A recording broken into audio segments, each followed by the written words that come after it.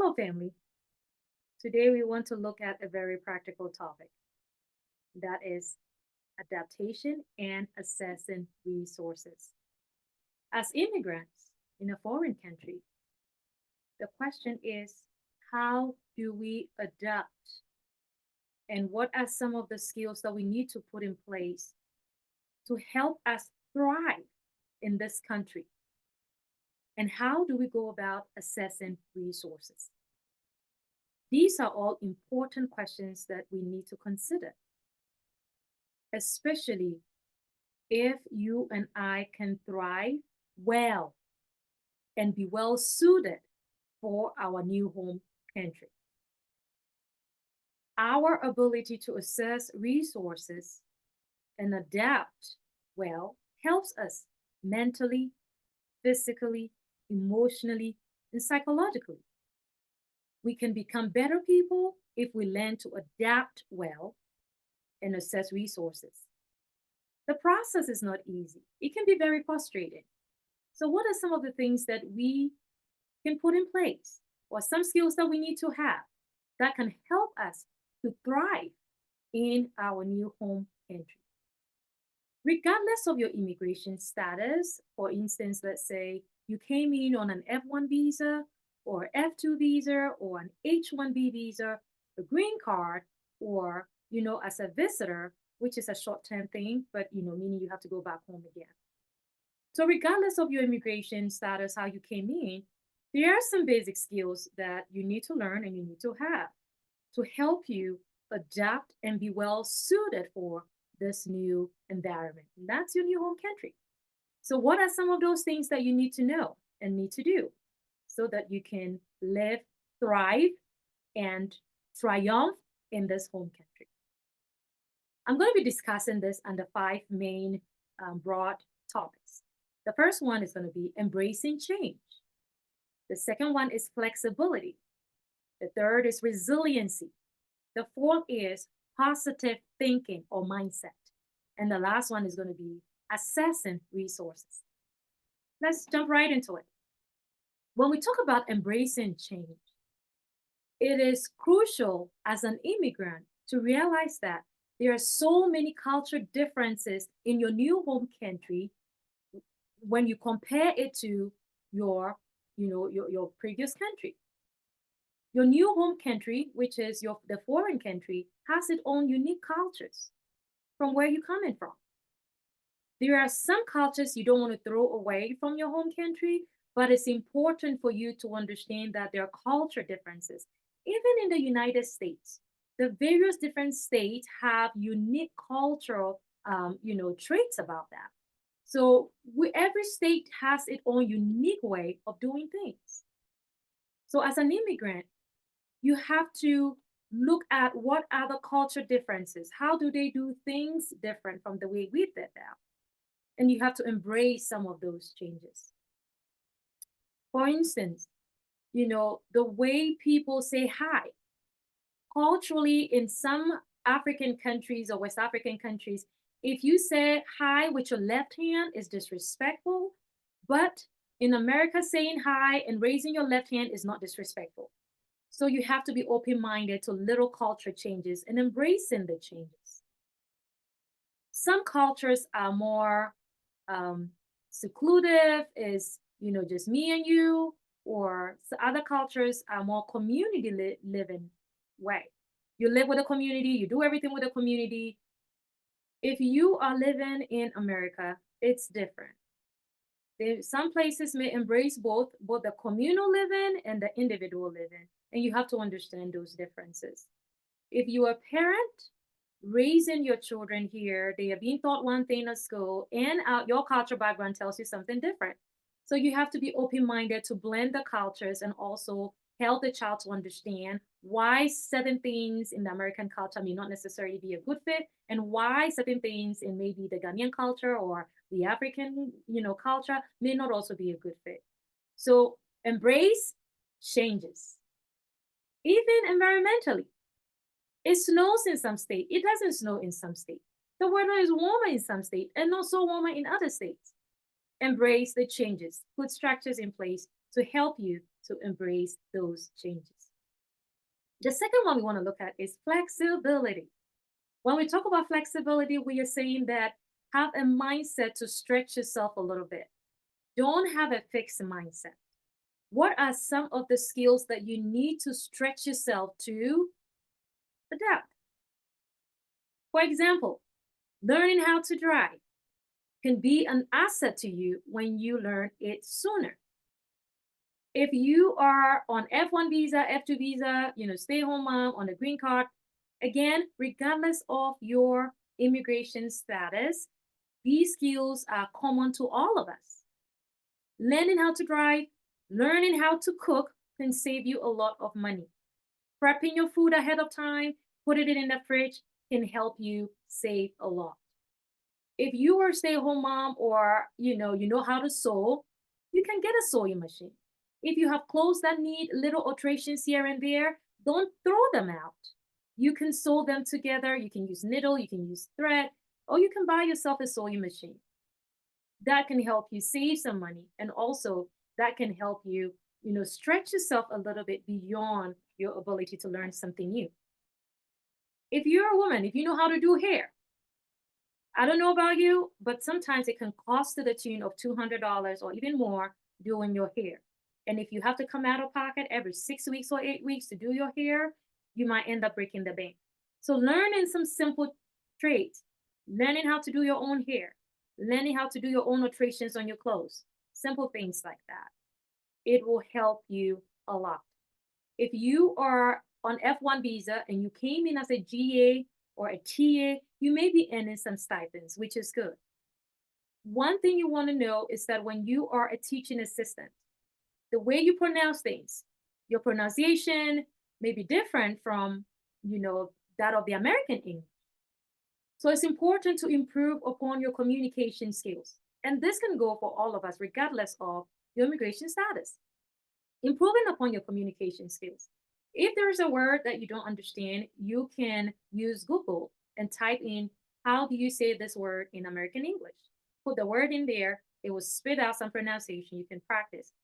If you are a T or a GA, the worst thing that can happen is you are teaching your class, your student are not understanding you, and you are trying to explain, it can create frustration, and you can be frustrated and discouraged. So use the skills, that are available to you to improve upon yourself, to help you adapt successfully. Apart from improving your communication skills, you also want to improve your reading ability or reading level. You know, um, Culturally, this society teaches children how to read. Right from kindergarten, they try to incorporate reading activities, typing activities, and stuff like that into the education system. By the time they are in middle school, high school, they have a certain level of reading ability. It may not necessarily be so from the background we come from. So if you come in as international student, if you come in on F2 visa, if you come in on H1B visa, or on a green card, it's important to improve upon your reading abilities as well. Let's say you're a stay-at-home mom, and in a time being, you're wondering, what can I do? Google has free certification programs. You can look at those certification programs, practice those, do those to help you stimulate yourself intellectually. Let's say you have kiddos at home. You can utilize the libraries. The library usually have maybe story times at any time of the day. You can go to the library with your kiddo, participate and volunteer. While you are waiting for something to change for you, you can also incorporate like skills building, social building, like taking your children out to the park, to church, going to the mall, going to the library, making sure that you are socializing yourself. It will help you to adapt. Unfortunately, many people come in on the F2 visa and maybe they have not transitioned yet to a place where they can either work or go to school and they are at home most of the time. They can get very discouraged, isolated, and sometimes even clinically sad. So it's important for you to get yourself out of the house, do something, socialize, and that way you also help to improve and build upon your skills. If you're on an F1 visa, you want to utilize the resources on campus. Are there apartments closest to campus so you don't have to drive or ride a bike? If not, can you share an apartment with somebody to reduce the cost in your department? can you try to form a support network to help you get through, especially the first semester? The first semester is usually a killer. So if you can have some support to help you get through at least the first semester until you are well situated in your course or department and you know your way around. It's very important that you ask questions. Don't ever assume. Whatever struggles or situations you're struggling with, the answer is usually out there. But if you don't ask, you won't know. So make asking questions a habit.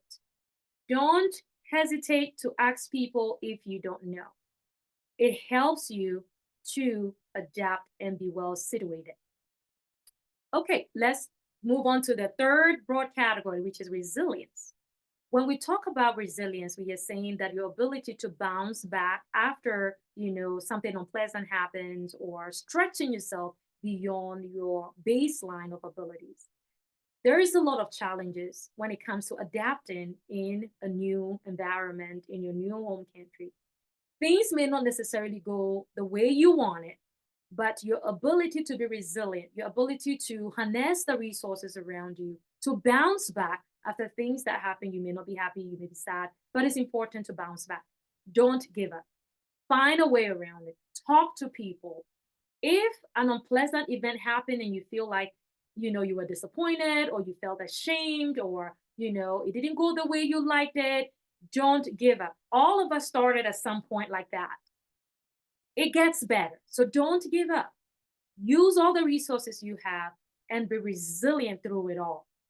Look at how it's going to benefit you after you've gone through it. So, resiliency is an important key in your adaptation process. You may wake up one morning and feel like, I cannot go on. I'm tired. I want to go back to my home country.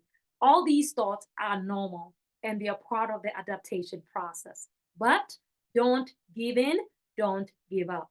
Reach out to people, use the resources around you, use some of these strategies that we're talking about to move on. Okay, positive thinking or positive mindset. It goes hand in hand with resiliency. If you don't have a positive mindset, you cannot be resilient. And if you're not resilient, you can easily give up. So, positive mindset, whenever you have challenges, for instance, if you are TA or GA, you are teaching and things are not going well, have a positive mindset. How do you go around this? What can you do? Who can you reach out to? So that you can be resilient in what you are doing. Think positive. For most of us, if you are a Christian, turn to God, pray about it. Spiritual resiliency, use spiritual resources. Talk to the people around you. Talk to people who are ahead of you, who are in the same program, who have completed the program before you, and they can help guide you through. There are so many resources. I don't want to go ahead of myself, but if you are a TA or GA and you want to supplement your income, there are so many endowment scholarships you can also look into. Um, and if you are a stay-at-home mom on F2 visas, resources in this case are a little bit limited. Except if you are, let's say, pregnant, then you can have some limited resources through the Department of Human Services. And I'm going to talk about that under assessing resources. Okay, so positive mindset is very important because if you don't have a positive mindset, it's going to affect you mentally, emotionally, physically, and spiritually. So it may sound cocky, but having a positive mindset is very important. Last but not the least, assessing resources. If you are F1, F2, if you have green card, you have so much more ability to assess resources than people who are on F1 and F2. So let's say if you're on F1, how do you supplement, your food? There are food pantries on campuses. There are some churches that have food pantries. You can use the food bank in your community, your local community, and those are ways and means that you can supplement your income in terms of getting some free food as well. If you're a stay-at-home mom, those are also avenues for you can utilize. In addition to that, let's say if you are pregnant or you came pregnant, you can access some resources through DHS. You can be eligible for some short-term Medicaid through your pregnancy. You can be eligible for WIC. WIC is Mother and Child Food Program. You can get some benefit through that as well.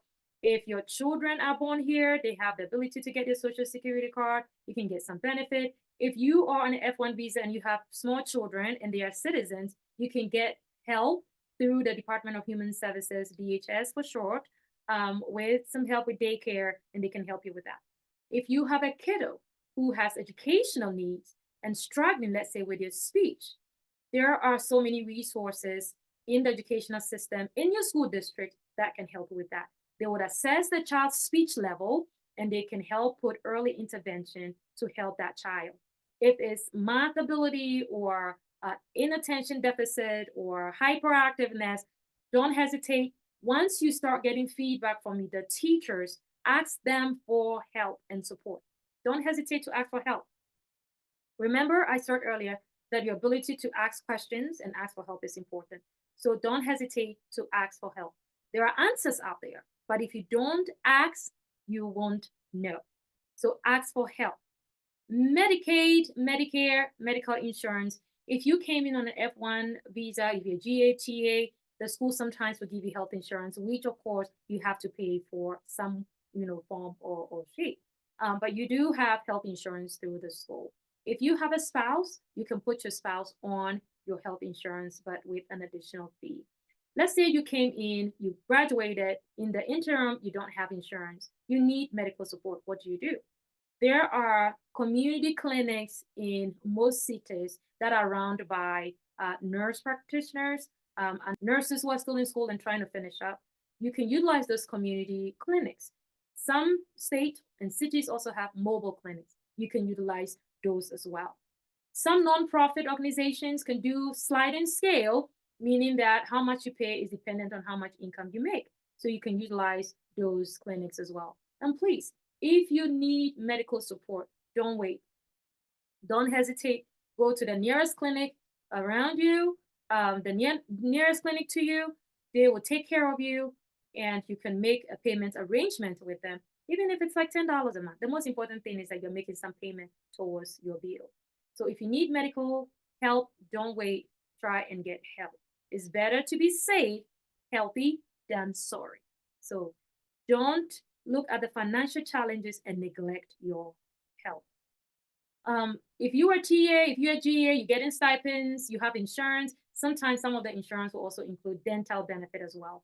So please don't forget to utilize those. If you don't use it, you just pay and it goes waste. So utilize those. Some cultures may not necessarily, have the culture and the habit of visiting like the dentist every 4 months or so, or 3 months or so, and going to the doctor annually. But if you have insurance, please utilize it to take care of yourself holistically. Okay. So it's important to understand everything that we talked about, the culture, the resources. How do I qualify? How don't I qualify? Most states at the federal level, they use the federal poverty line or income, line or guidelines to help determine who can benefit from what. And DHS also uses the federal poverty guidelines to determine who benefits or who can qualify for what resource. So eligibility is dependent on your income. And the federal income guideline is what they use to determine who is eligible for what.